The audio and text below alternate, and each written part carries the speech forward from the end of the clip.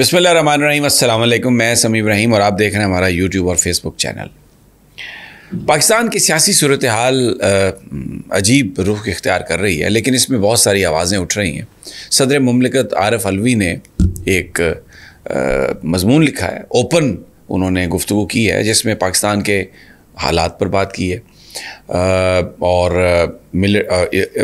اسی طرح سعودی عرب کے نائب وزیر داخلہ وہ بھی پاکستان کے دورے پر ہیں، اور حکام بتا رہے ہیں کہ وہ ایک خصوصی پیغام لے کے آئے ہیں۔ اس سے پہلے UAE کے امیر نے آرمی چیف سے بات کی تھی، اور چائنا کے وزیر خارجہ نے جو آج سے 7-8 دن پہلے جس طرح اوپنلی یہ کہا کہ آپ ڈائلاگ کریں مختلف سٹیک ہولڈر، تو اس میں پاکستان کے جو حکام تھے وہ سکتے میں رہ گئے تھے کہ اس طرح کبھی کہا نہیں چائنیز نے پبلکلی، لیکن اب یہ جو بات کی جا رہی ہے تو یہ ایک بڑا سنگین معاملہ ہے۔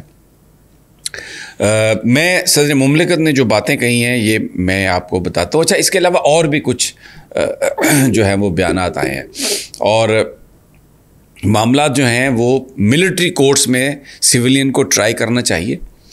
اس پہ رضا ربانی صاحب، ان کا تعلق پیپلز پارٹی سے ہے، اور وہ ہمیشہ اپنی ایک بات پر قائم رہے ہیں، اور ان کا ایک اصول ہے اپنا۔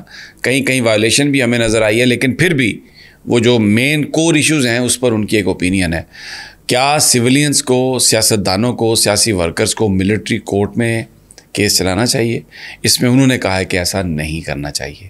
پیپلز پارٹی سے ان کا تعلق ہے، بڑے اہم وہ ہیں، اور یہ بات اس لیے اہم ہے کہ آج عامر میر صاحب نے یہ کہا ہے کہ ملٹری کورٹس میں مقدمے چلائے جائیں گے جن کو ہم پکڑ رہے ہیں۔ پھر محسن داوڑ، انہوں نے قومی اسمبلی میں تقریر کی ہے، اور اس میں انہوں نے کہا ہے کہ ملٹری کورٹس میں جو سیاسی ورکر کو ان کا جو مقدمہ چلانے کی بات ہے وہ نہیں کرنا چاہیے۔ اگر ایسا ہوا تو یہ اس کا بڑا نقصان ہوگا۔ یہ اسباب کا پتہ لگانے کی ضرورت ہے کہ یہ سب کس طرح سے یہ ہوا، یہ سارا جو واقعہ ہے۔ تو اب ایک ملک میں ایک بحث بھی ہے، حکومت ڈٹرمن نظر آ رہی ہے ملٹری کورٹس، اور سیاستدان آوازیں اٹھ رہی ہیں کہ یہ آپ سیاسی ورکرز کو اس طرح نہ کریں۔ صدر مملکت نے جو آج کا جو ان کا مضمون ہے بڑا اہم ہے، میں اس کے کچھ آپ کو پڑھ کے سنا دیتا ہوں، جس میں انہوں نے یہ کہا ہے کہ انا زبردستی اس کی بجائے انکساری اور حکمت، اگر یہ چیزیں آپ اختیار کر لیں گے تو بہتر حالات اس کے ہو جائیں گے، اور اگر ہم درگزر یعنی ایک دوسرے کو اگر ہم نرمی سے کام لیں تو بھی سیاسی تنازعات جو ہیں حل ہو سکتے ہیں۔ اور وہ انہوں نے کہا کہ میں ماضی میں اس بات پر زور دیتا رہا ہوں، میری جو بھی گفتگو ہوئی ہے وہ اسی پوائنٹ پر ہوئی ہے۔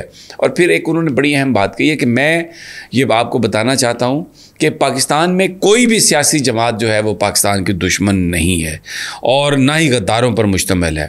محرومیوں کی وجہ سے تاریخ کا جو سفر ہے اس میں ہم دیکھتے ہیں کہ بہت زیادہ زیادتیاں بھی ہوئیں، اور میں جو سٹیک ہولڈرز ہیں اس میں یعنی فوج ہے، اس میں سیاسی جماعتیں ہیں، اس میں سپریم کورٹ بھی ہوگی، پارلیمان ہوگا، کہ آپ اس کو دوبارہ سوچیں۔ اور انہوں نے مثال دی ہے ایران اور سعودی عرب کی، کہ اگر وہ آپس میں مل سکتے ہیں اتنے اختلافات کے باوجود گفتگو کر کے، تو پھر ہم اپنی سوچ میں تبدیلی کیوں نہیں لا سکتے؟ اور وہ جو دہائیوں کی دشمنی تھی ان کی، انہوں نے وہ دوستی میں بدل دی۔ اور انہوں نے کہا کہ مقتدرہ یعنی یہ فوج ہے، اور سیاسی حلقوں میں بہت سے قابل لوگوں کو میں ذاتی طور پر جانتا ہوں، اور میں سمجھتا ہوں کہ ان کو اس میں رول پلے کرنا چاہیے۔ بہت اہم بات یہ صدر مملکت کر رہے ہیں، اور ان کا یہ کہنا ہے کہ جو تاریخ سے جس قوم نے سبق نہیں سیکھا وہ ہمیشہ برباد ہوا ہے، تو درگزر کی وہ بات کر رہے ہیں، اور جو لوگ رول پلے کر سکتے ہیں ان سے کہہ رہے ہیں کہ وہ آپ رول پلے کریں۔ اور پھر انہوں نے کہا کہ ہماری سیاسی تاریخ میں بہت سے تجربات کیے گئے ہیں، بڑی سیاسی کلا بازیاں کھائی گئی ہیں، لیکن وہ تمام چیزیں جو ہیں وہ ناکام ہوئی ہے۔ ہماری تاریخ میں دھونس اور زبردستی کی ایک طویل تاریخ ہے جو بار بار دہرائی گئی، اور مختلف سیاسی جماعتوں کو، رہنماؤں کو غدار، ریاست دشمن جو قرار دیا جاتا رہا، اس کی انہوں نے کہا ہے کہ اس کا آغاز 1951 میں راولپنڈی سازش کیس سے ہوا، جس میں فیض صاحب اور اس وقت فوجی اہلکاروں کے غدار ہونے کا کوئی تصور بھی نہیں کر سکتا تھا۔ پھر انہوں نے ذکر کیا کہ فاطمہ جناح ایوب خان کے خلاف الیکشن لڑیں تو انہیں بطور امیدوار بدنام کیا گیا۔ ریاست مخالف قرار دیا گیا.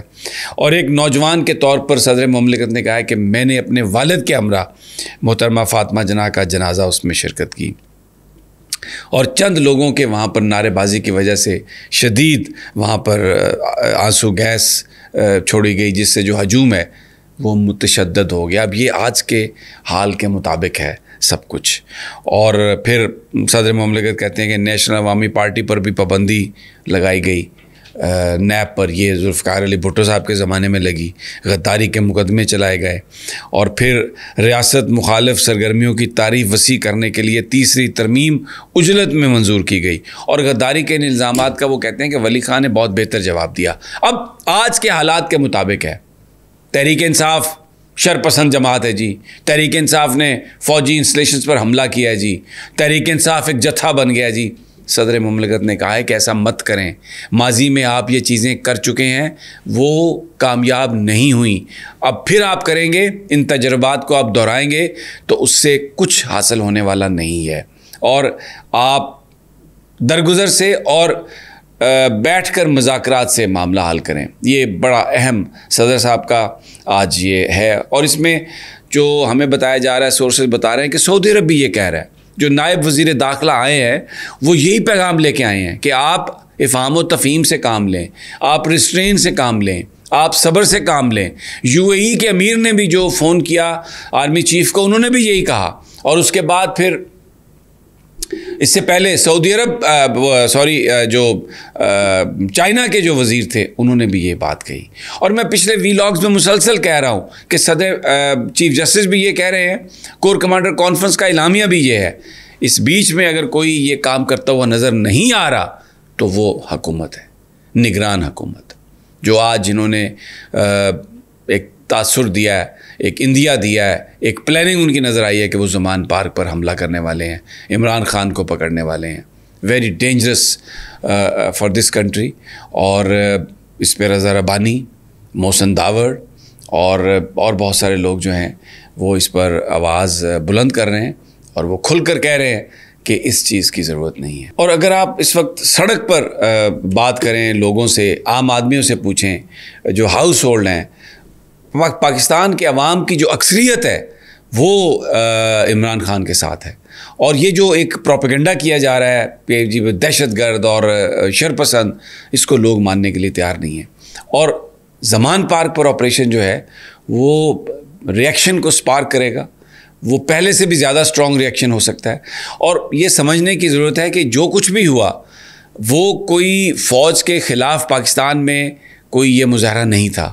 یہ ویڈیوز ہیں، سب کچھ ہیں، اگر آپ ان کو غور سے دیکھیں تو لوگ اپنا ایک ریئیکشن دے رہے تھے، اپنا ایک پروٹیسٹ دے رہے تھے. اس میں چند لوگوں نے یہ ایسی حرکت کی ہے جس نے ایک امیج پورا دیا. لیکن اگر 100، 150، 200 مقامات پورے پاکستان میں وہاں پر لوگ نکلے ہیں اور انہوں نے احتجاج کیا آ کے، اور وہ آ گئے ہیں فوجی انسٹالیشنز کے سامنے، تو اس کو انالائز کرنے کی ضرورت ہے کہ کہاں پر پرسیپشن غلط ہوا ہے، کہ میسج کہاں پر غلط گیا ہے.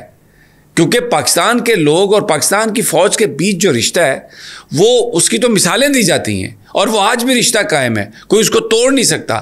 لیکن اگر کہیں پر کوئی پرابلم اگر آئیڈینٹیفائی ہوئی ہے تو جو صدر مملکت نے کہا ہے جن لائنز پر، اس کا حل تلاش کرنا چاہیے، بجائے اس کے کہ آپ اگر طاقت اور یہ جس روش پہ جا رہے ہیں یہ غلط ہے. صدر مملکت نے جو کہا اس کو غور سے سنیں، ہمارے دوست ممالک جو کہہ رہے ہیں اس کو غور سے سنیں، ہمارے ملک کے اندر جو ڈسینڈنگ وائسز ہیں، محسن داور اور رضا ربانی اور اس طرح کے لوگ یہ جو بات کر رہے ہیں، اس کو غور سے سنیں. اور اس لیے امید ہے کہ sanity will prevail at the end of the day. اور یہ جو زمان پارک پر آپریشن ہے یا یہ جو مزید گرفتاریاں اور تشدد ہزاروں کی تعداد میں، کبھی بھی کوئی اپنی قوم کے خلاف نہیں جیت سکتا، یہ آپ یاد رکھیے. اور قوم جو ہے اس کی محبت، اس کی ہمدردیاں آپ ارن کرتے ہیں اپنے کاموں سے. یہ دشمن کی ایک سازش ہے، اس کو ناکام بنانا جتنا پاکستان کے عوام پر لازم ہے اتنا ہی پاکستان کی سول اتھارٹیز اور پاکستان کی فوجی اتھارٹیز پر ہیں. We are at a very sensitive time and it is a very unfortunate time in a way کہ کچھ ایسی چیزیں ہمارے ملک میں ہوئی ہیں. اگر صبر اور عقل اور درگزر سے کام نہیں لیا گیا تو ہمیں مزید نقصان ہو سکتا ہے. اجازت دیجیے مجھے اگلی ویڈیو تک.